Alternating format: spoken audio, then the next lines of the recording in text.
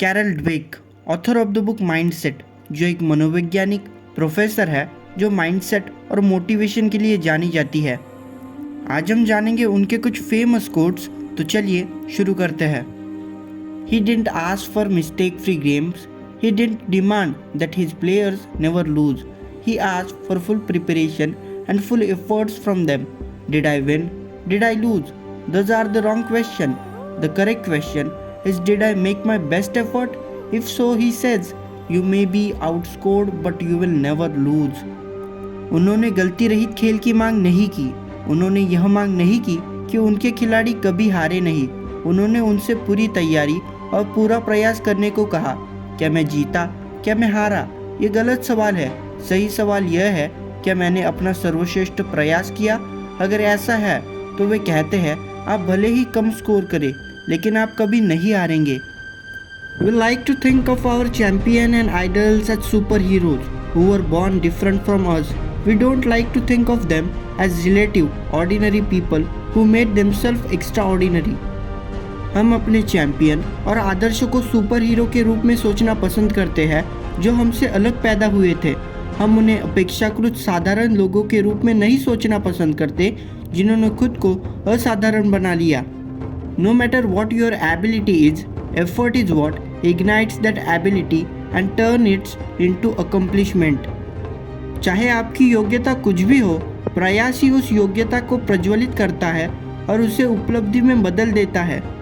Picture your brain forming new connection as you meet the challenges and learn. Keep on going.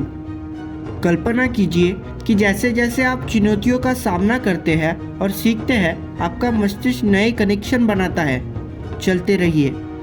I don't mind losing as long as I see improvement or I feel I have done as well as I possibly could. मुझे हारने से कोई परेशानी नहीं है जब तक कि मुझे सुधार दिखता रहे या मुझे लगता रहे कि मैंने जितना संभव था उतना अच्छा प्रदर्शन किया है। This is something I know for a fact. You have to work hardest for the thing you love most. यह बात मैं निश्चित रूप से जानती हूँ। आपको उन चीज़ों के लिए सबसे अधिक मेहनत करनी होगी जिन्हें आप सबसे अधिक प्यार करते हैं।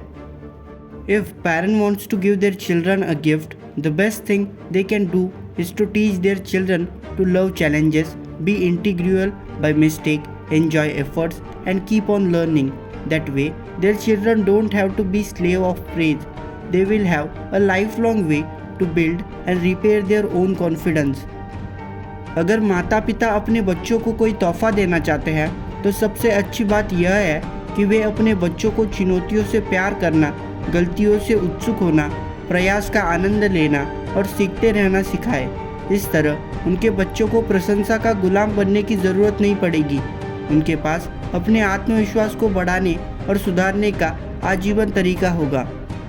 True self-confidence is the courage to be open, to welcome challenge and new ideas regardless of their source. Real self-confidence is not reflected in a title, an expensive suit, a fancy car, or a series of antiquities. It is reflected in your mindset, your readiness to grow. सच्चा आत्मविश्वास खुले रहने का साहस है, बदलाव और नए विचारों का स्वागत करना, चाहे उनका स्रोत कोई भी हो।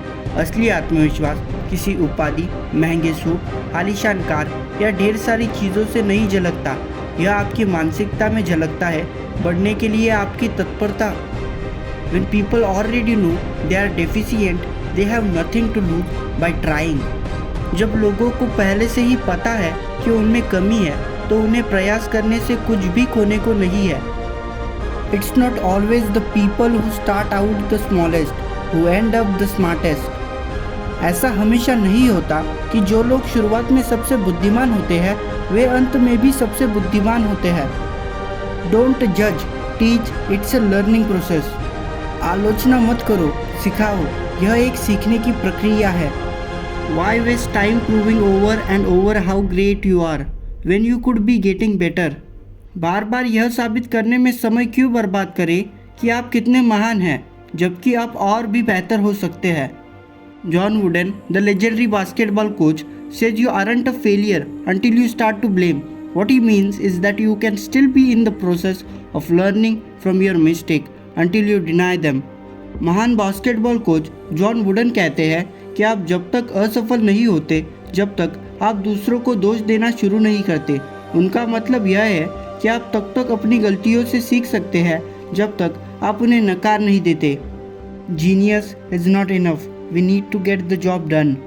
प्रतिभा पर्याप्त नहीं है, हमें काम पूरा करना होगा। I derive just as much happiness from the process as from the results.